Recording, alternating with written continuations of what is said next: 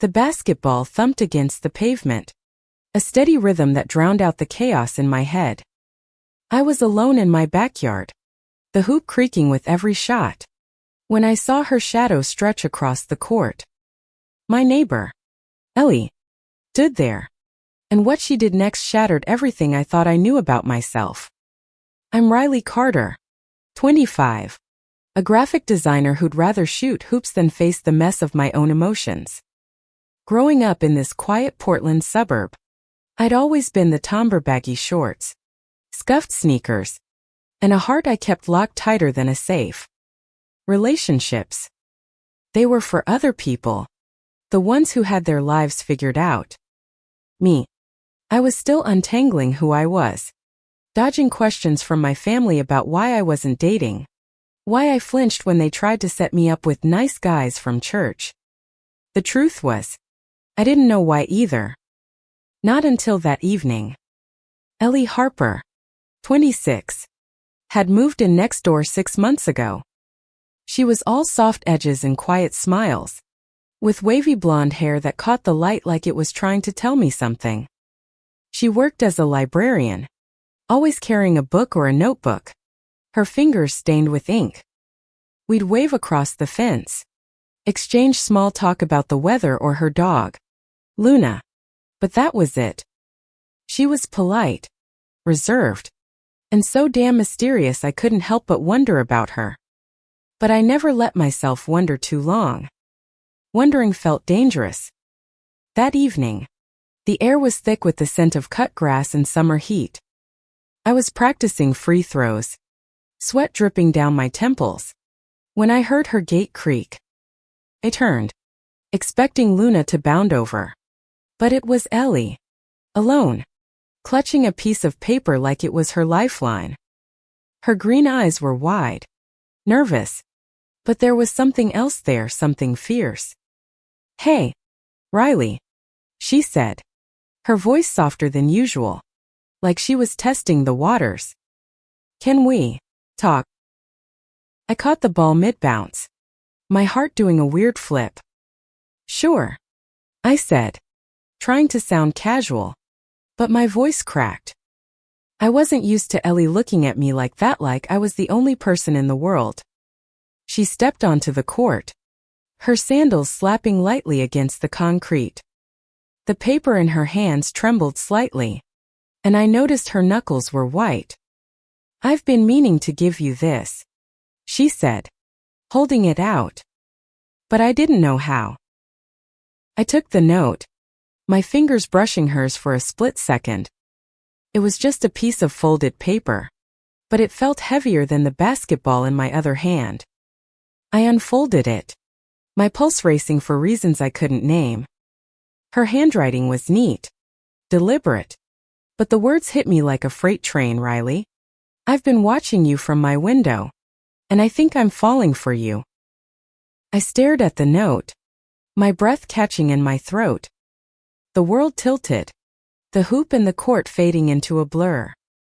Ellie was watching me, her face a mix of fear and hope, like she just jumped off a cliff and was waiting to see if she'd fly or fall. "I know this is sudden," she said, her voice barely above a whisper. "And I know we don't really know each other, but I couldn't keep it inside anymore. I see you out here, playing, laughing, being so, you. And it's been killing me to stay quiet." I opened my mouth, but no words came out. My heart was pounding, a mix of panic and something else, something warm, unfamiliar, and terrifying. I'd spent years building walls around myself, convincing myself I didn't need anyone, that I was fine alone. But here was Ellie, tearing those walls down with a single piece of paper. "Ellie, I started, but my voice faltered. I didn't know what to say. I didn't even know what I felt. Was this why I'd always felt out of place? Why no guy ever seemed right? Was this why I'd catch myself staring at her when she wasn't looking? She stepped closer, her eyes searching mine. "You don't have to say anything now," she said. "I just needed you to know." I needed to be honest. The basketball slipped from my hands, rolling across the court. I wanted to run, to hide, to pretend this wasn't happening. But I also wanted to stay, to ask her why she'd chosen me, to figure out what this ache in my chest meant.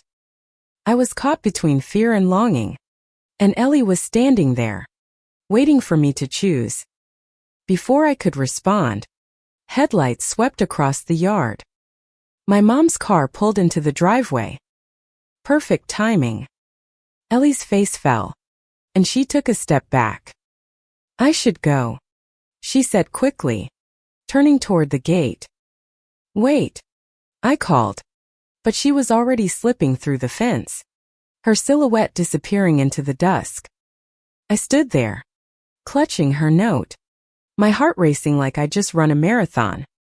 The words echoed in my mind. I think I'm falling for you. I didn't sleep that night.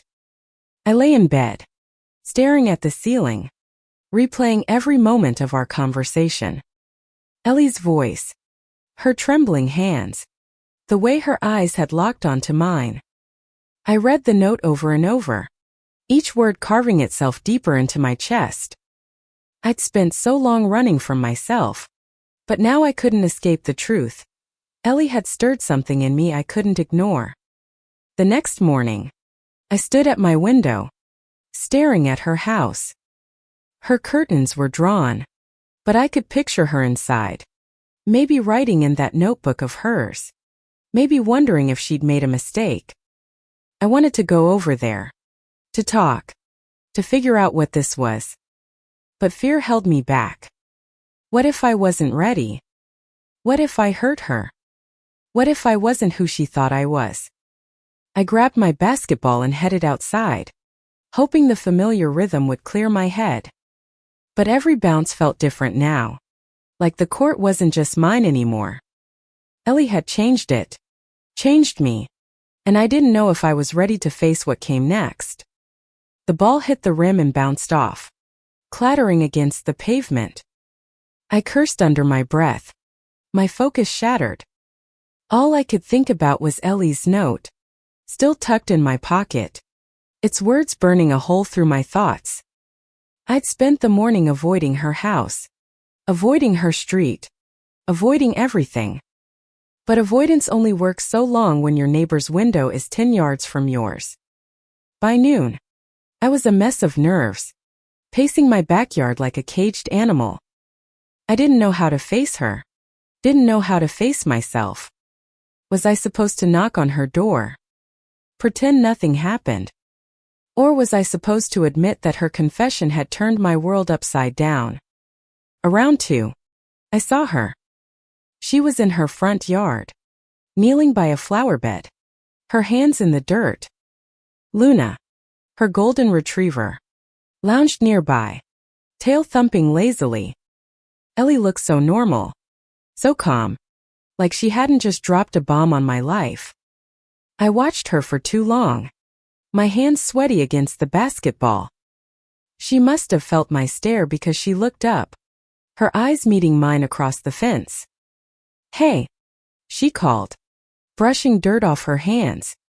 Her smile was tentative, like she was testing if I'd bolt. I couldn't. Hey, I said, my voice rougher than I meant. I walked to the fence, the note crinkling in my pocket. About last night. Her face softened, but there was a flicker of fear in her eyes. You don't have to say anything, Riley. I meant what I said. I couldn't keep it in anymore. I swallowed hard, my throat tight. Why me?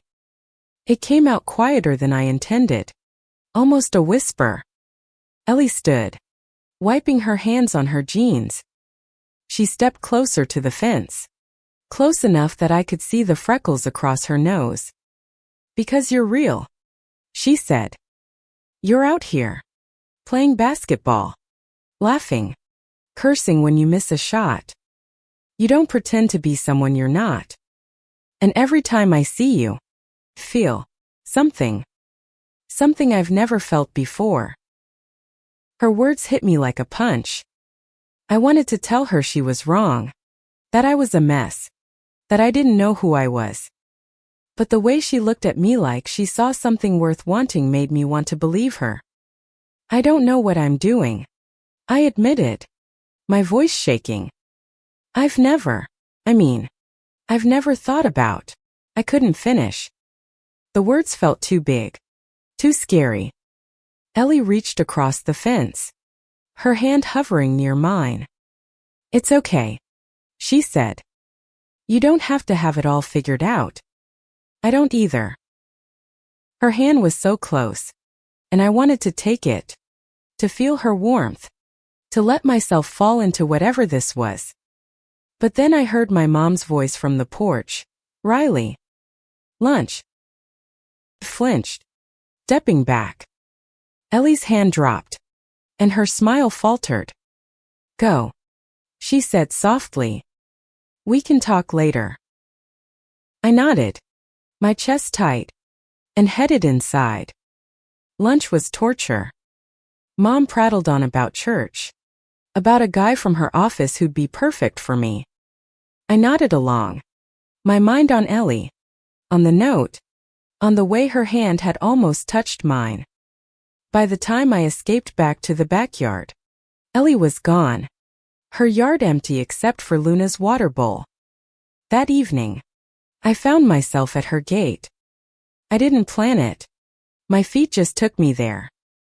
I knocked, my heart hammering, and when she opened the door, her eyes widened in surprise. Riley. Can I come in? I asked, my voice barely steady. She nodded, stepping aside. Her living room was warm, cluttered with books and candles, the air smelling faintly of lavender. Luna trotted over, nudging my hand, and I scratched her ears, grateful for the distraction. I read your note, I said finally, sitting on her couch. Like 100 times. Ellie sat across from me, her hands clasped in her lap. And it scares the hell out of me, I said, the words spilling out. Not because of you. Because of me. I don't know if I'm like that. I've never let myself think about it. But when I read your note, it felt right. And that's what's freaking me out. She leaned forward, her eyes soft but intense. Riley, I don't expect you to have all the answers. I just know how I feel. And I think you feel something too. I did. I felt it in the way my heart raced when she looked at me, in the way her note had made me question everything I'd ever known about myself. But admitting it felt like stepping off a cliff. I need time, I said finally, to figure this out. Ellie nodded, her smile small but warm. Take all the time you need. I'm not going anywhere. I left her house feeling lighter but more confused than ever. That night, I lay awake again, the note on my nightstand. I didn't know what I was ready for, but I knew one thing. Ellie Harper had cracked open something in me, and there was no going back. The next week was a blur of avoidance and obsession. I'd shoot hoops until my arms ached, trying to drown out the thoughts of Ellie. But her face was everywhere in my dreams, in the reflection of my phone screen, in the quiet moments when I couldn't escape myself. Her note lived in my pocket, a constant reminder of the choice I wasn't ready to make. I saw her in passing watering her flowers, walking Luna, waving from her porch. Each time, my stomach flipped, and I'd mutter some excuse to keep moving. But her eyes followed me, patient and hopeful, and it was tearing me apart. I wasn't just scared of what I felt. I was scared of what it meant. I'd grown up in a world where love was supposed to look a certain way. And this wasn't it. Or was it? One afternoon, I was at the community center, helping coach a kids' basketball camp. The kids were loud, chaotic, perfect distraction. But then I saw Ellie walk in, carrying a stack of books for a library reading program. She was wearing a sundress, her hair tied back, and she looked so effortlessly beautiful it hurt. She spotted me and smiled, and I felt my face burn. "Hey, Coach," she teased, setting the books down. "Didn't know you were good with kids." "I'm full of surprises," I shot back, trying to sound normal. The kids were running drills, so I had a moment to talk. "What's with the books?" "Story time for the little ones," she said. "Wanna help?" I laughed, nervous. "I'm better with a basketball than a storybook." She tilted her head, her smile playful. "I bet you'd be great at both." The way she said it, like she believed in me, made my chest ache.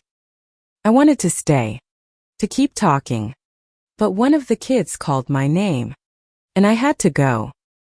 Ellie waved as she left, and I spent the rest of the day distracted, missing shots and fumbling drills. That evening, I found a note slipped under my door. Ellie's handwriting again.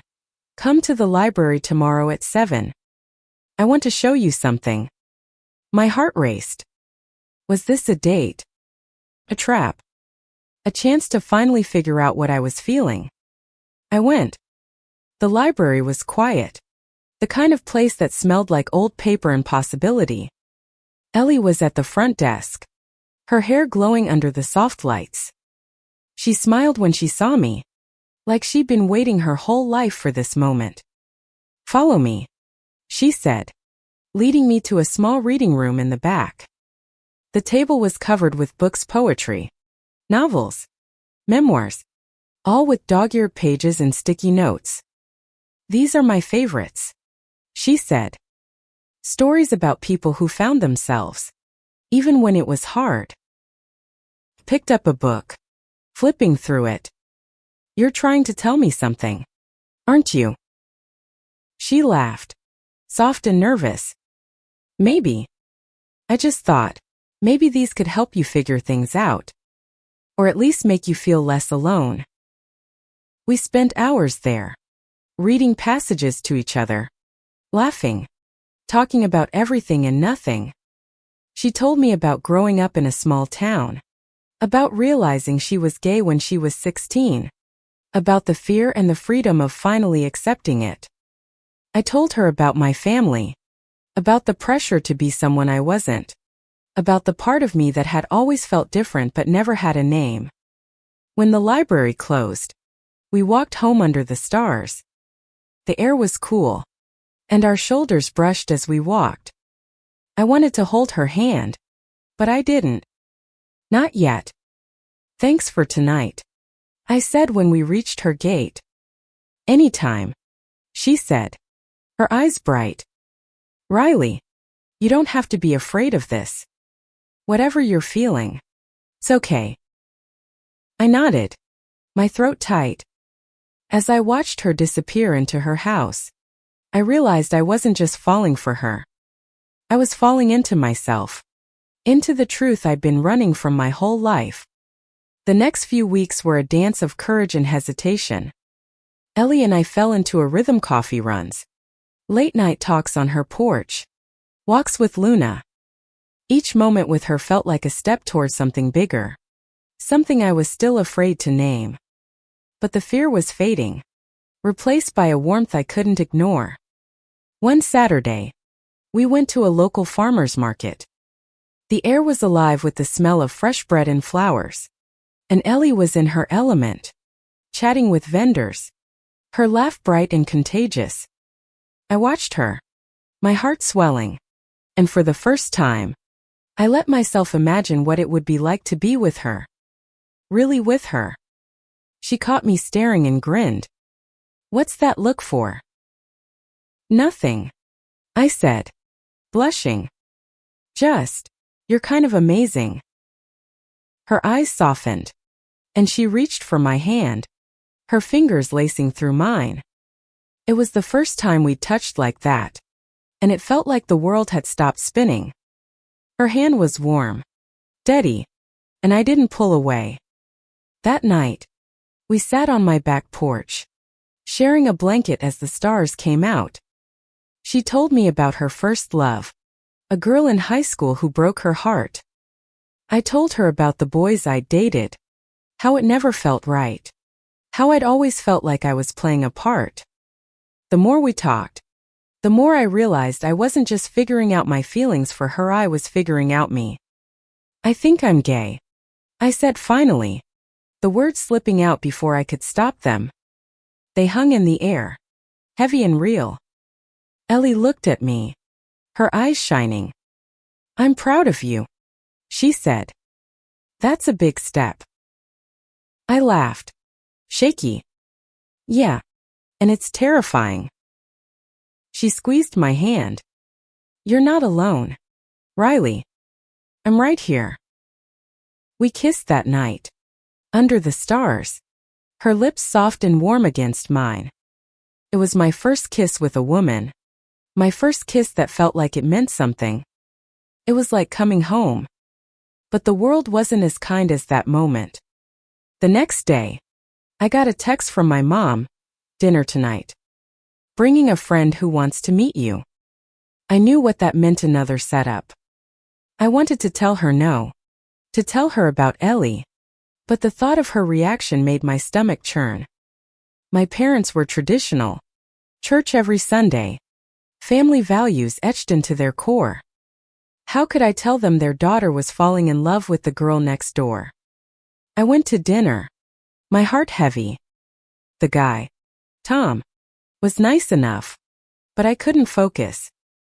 All I could think about was Ellie, about the kiss, about the truth I was hiding. When Mom asked why I was so quiet, I mumbled something about work and changed the subject. Later, I told Ellie about it. She listened, her face calm but her eyes sharp with understanding. You don't have to tell them yet, she said. But you deserve to be yourself, Riley. You deserve to be happy. Her words stayed with me, a lifeline in the storm of my thoughts. I was starting to see a future with her, but I couldn't shake the fear of what it would cost. The weeks that followed were a whirlwind of joy and dread. Ellie and I were inseparable, stealing moments whenever we could, breakfast at her place, late-night movies, quiet walks where we'd talk about everything from our favorite books to our deepest fears. Every touch, every smile, made me feel more alive, more myself. But the weight of my secret grew heavier with every day I didn't tell my family. One evening, we were at a local diner, sharing fries and laughing about nothing. Ellie reached across the table, her fingers brushing mine, and I didn't care who saw. For the first time, felt free. But then I saw Hera, a woman from my mom's church, staring at us from across the room. My heart sank. I pulled my hand back, and Ellie's smile faded. You okay? She asked, her voice gentle but worried. Yeah, I lied, my eyes darting to the woman. She was already on her phone, probably texting my mom. The walls were closing in. That night, I got a call from my mom. Riley, we need to talk, she said, her voice tight. Mrs. Larson saw you at the diner. With that girl. My stomach dropped. Ellie, I said. Her name's Ellie. There was a long pause. Are you dating her? The word sounded foreign in her mouth, like she couldn't believe it. I wanted to lie, to make it easy, but I was tired of hiding. Yeah, I said, my voice shaking. I am. The silence was deafening. When she spoke again, her voice was cold. We'll talk about this tomorrow. In person. I didn't sleep that night. Ellie came over, holding me as I cried, telling me it would be okay. But I wasn't so sure. The next day, I went to my parents' house, my heart pounding. Mom was in the kitchen, her face a mask of disappointment. Dad was there too, his arms crossed, silent. "Riley, this isn't you," Mom said. "You're confused. This lifestyle isn't what God wants for you." Her words cut deep, but I stood my ground. "I'm not confused," I said. "I'm happy. For the first time in my life, I'm happy." Dad finally spoke. "You're throwing away everything we raised you to be." I wanted to scream, to tell them they were wrong, but the hurt in their eyes stopped me. I left, my heart in pieces, and went straight to Ellie's. She held me, no questions asked, and for a moment, I felt safe.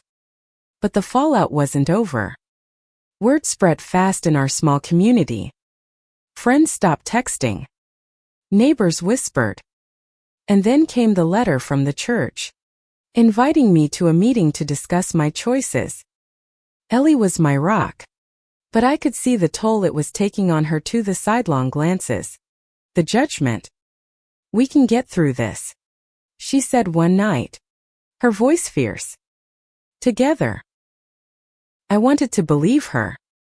But as the pressure mounted, I started to wonder if love was worth this much pain. The days grew heavier, the judgment louder. I stopped going to church, stopped answering my mom's calls. Ellie was my safe haven, but even she couldn't shield me from the world. I started to pull away, not because I wanted to, but because I was scared I'd drag her down with me. One night, we fought. It was stupid. Really, something about me being distant. About her pushing too hard. "I'm trying to be here for you," she said, her voice breaking. "But you're shutting me out." "I'm not," I snapped. But I was terrified of losing her. But even more terrified of what loving her meant in a world that didn't understand. She reached for me, but I stepped back. "I need space," I said, and the hurt in her eyes nearly broke me. I didn't see her for days. The basketball court felt empty without her watching from the fence. I missed her laugh, her warmth, the way she made me feel like I could be myself. But I was drowning in guilt and fear, and I didn't know how to reach out. Then came the letter. It was from Ellie. Slipped under my door. "Riley, I love you. I'm not giving up on us. Come to the park tomorrow at sunset." My heart ached. I didn't deserve her, but I couldn't let her go. I went to the park. She was there, sitting on a bench, Luna at her feet. She looked tired but beautiful, her eyes full of hope. "I'm sorry," I said, sitting beside her. "I'm scared, Ellie. Scared of losing my family, my friends, everything." "I know," she said, taking my hand. "But you're not alone. And you're worth fighting for." We talked for hours. About love. About fear. About the future. She told me about her own struggles. About the family she'd lost when she came out. About the strength it took to keep going. Her courage gave me hope. A light in the darkness. That night, I made a choice. I wasn't going to let fear win. I loved Ellie, and I was going to fight for her. For us. For myself. The next morning, I went to my parents' house. I was shaking, but Ellie's words echoed in my head. "You're worth fighting for." I sat them down, my heart in my throat, and told them everything: how I felt about Ellie, how I'd spent years hiding from myself, how I was done pretending. Mom cried. Dad was silent. But I didn't back down. "I love her," I said. "And I love you. But I can't be someone I'm not." It wasn't easy. They didn't understand. Not fully. But they listened. Mom hugged me before I left, her tears soaking my shoulder. I just want you to be happy, she whispered. It wasn't acceptance. Not yet. But it was a start. The community was harder. Some friends drifted away, their silence louder than words. But others surprised me, offering support, asking about Ellie, showing up when I needed them. The church meeting never happened. I wrote them back, polite but firm, saying I was living my truth. Ellie and I grew stronger. We moved in together, turning her house into our home. The basketball court became our place where we'd laugh, argue, kiss, and dream. Luna would chase the ball, and we'd chase each other, our love growing with every day. One evening, a year after that first note, we were on the court, shooting hoops. Ellie stole the ball, grinning, and I tackled her, both of us falling into the grass, laughing. I looked at her, her face glowing in the sunset, and I knew I'd found my home. Thank you, I said, my voice thick with emotion, for seeing me, for loving me. She kissed me, soft and sure. Always, she said. Life wasn't perfect. There were still hard days, still people who didn't understand. But with Ellie by my side, I was ready to face them. Her note had shaken my heart, but it was her love that rebuilt it, stronger and truer than ever.